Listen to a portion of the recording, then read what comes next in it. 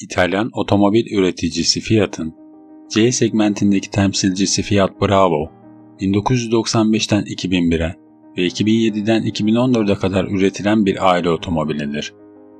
Ve 6 yıllık üretim aralığına rağmen ikinci neslinde görmeyi başarır. Gelin otomobil kullanıcıları arasında tabu haline gelmiş rakiplerini zorlayan Fiat Bravo'nun dikkat çekici tarihine birlikte göz atalım. Fiat Bravo, Fiat Tipo'nun halefi ve aynı zamanda Fiat Stilo'nun da öncülü olarak konumlanır. Fiat Bravo ekibinin yeni otomobili tasarlamak ve geliştirmek için sloganı bellidir. İyi bir ürün, her zaman iyi tasarlanmış bir üründür. Böylece araç, daha çok Alman markası BMW ile ilişkilendirilen ve Fiat'ın kendi tasarım merkezi olan Centro Stil Fiat'ta çalışan tasarımcı Chris Bangle tarafından tasarlanan birkaç otomobilden biri olur. Fiat Bravo, İtalyan otomobil sektörünün tüm portföyündeki en önemli projelerden biri haline gelir. Başlangıçta çok cesur olarak kabul edilen Fiat Bravo, şimdi yıllar sonra türünün bir klasiği olarak kabul edilir ve ayrıca araç Japonya'da Fiat Bravissimo olarak da adlandırılır. Araba, geniş ailelere yönelik bir model olan daha büyük Fiat Bravo'nun 3 kapılı bir versiyonu olarak piyasaya sürülür.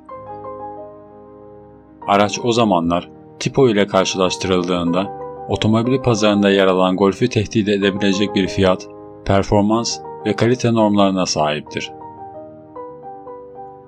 Fiat Bravo'nun tanıtımı 1995 yılında İtalya'nın Torino kentinde gerçekleştirilir ve araç kullanıcılar tarafından oldukça iyi karşılanır. Ön taraftaki uzun, masif kapıları, minimalist ve dar farları ve arka taraftaki agresif tarza sahip oldukça sıra dışı arka lambaları olumlu değerlendirilir. Şirket 6 yıl boyunca Bravo üretimini durdurur ve bu süreçte Fiat Stilo'yu üreterek kullanıcılara sunar.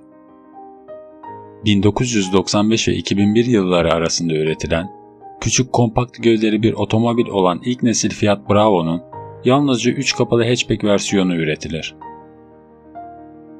Yaklaşık 280 litre olan bagaj kapasitesiyle daha aile dostu olan Bravo'ya kıyasla 100 litre daha az hacme sahip olur.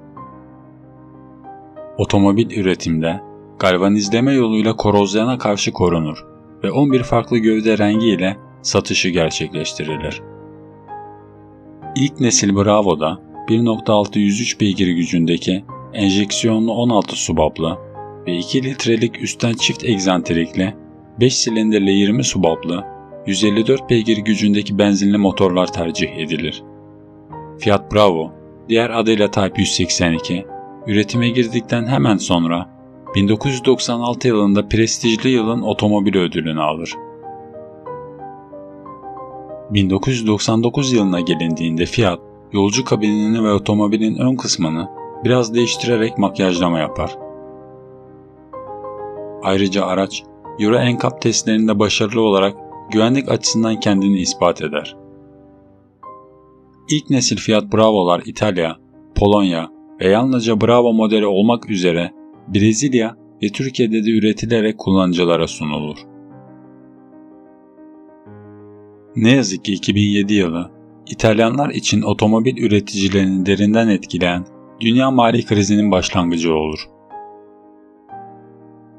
2007 ve 2014 yılları arasında üretilen ikinci nesil Fiat Bravo, diğer adıyla Type 198, pek fazla satılmayan Fiat Stilo'nun halefi olarak sunulur.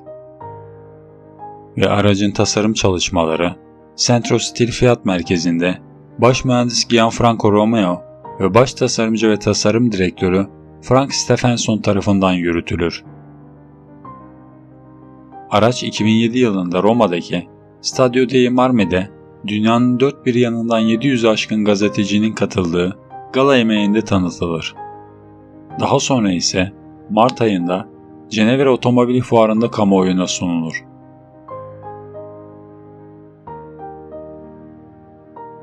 Yeni nesil Bravo'ların selefi Fiat Stilo, halefi ise Fiat Ege olarak karşımıza çıkar. Otomobilde yapılan en radikal değişiklik, 3 kapılı versiyonun terk edilerek daha pratik ama aynı zamanda daha az sportif 5 kapılı versiyonun tercih edilmesi olur. Aracın dinamik çizgileri ve yuvarlak şekilleri korunur ancak gövdenin şekli orijinalden ve ilk nesilden tamamen farklı olarak piyasaya sunulur. Yeni nesil Fiat Bravo, 260 santim dingil mesafesi ve geniş bagaj kapasitesi ile C segmentinin zirvesinde yer almayı başarır.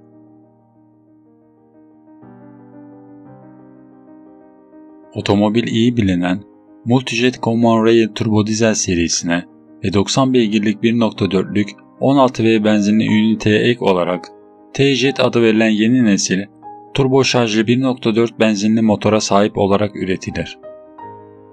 Ayrıca otomobil 1.4 litre 90 beygir gücünde çok nokta enjeksiyonlu, 1.4 litre 120 ve 150 beygir gücündeki turbo beslemeli benzinli ve 1.6 litre 105 ve 120 beygir gücündeki Multijet dizel motorlarla Mart 2008'de Türkiye'de satışa sunulur.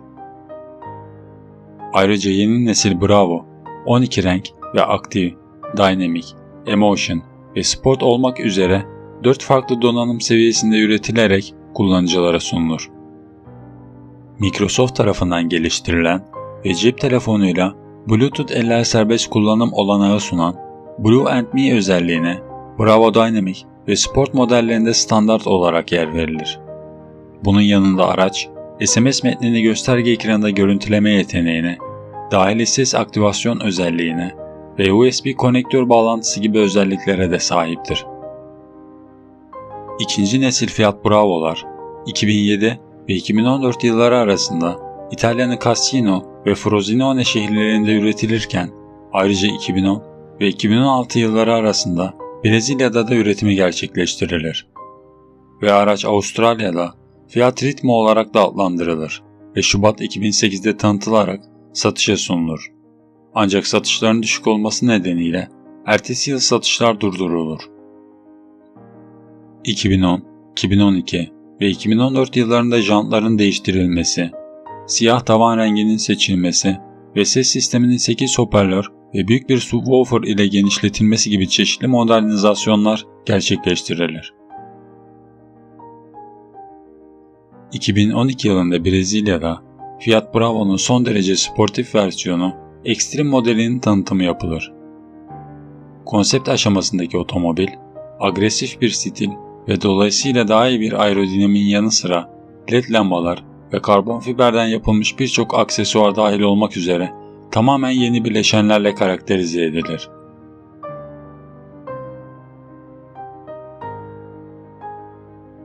Araç hakkındaki bir diğer ilginç gerçek ise Fiat Bravo'nun standart versiyonunun Polonya ve İtalyan polisi tarafından kullanılması olur. Ayrıca otomobilin ikinci neslinin araştırma ve tasarım süreci şirketin yalnızca 1,5 yılını alır. Süreç aracın sınıfındaki en iyi sonuçlardan biridir. Cassino fabrikasındaki Avrupa üretimi 5 yıllık planın bir parçası olarak Temmuz 2014'te sona erdirilir ve yerini Fiat Tipo ve benzer büyüklükteki Fiat 500X alır.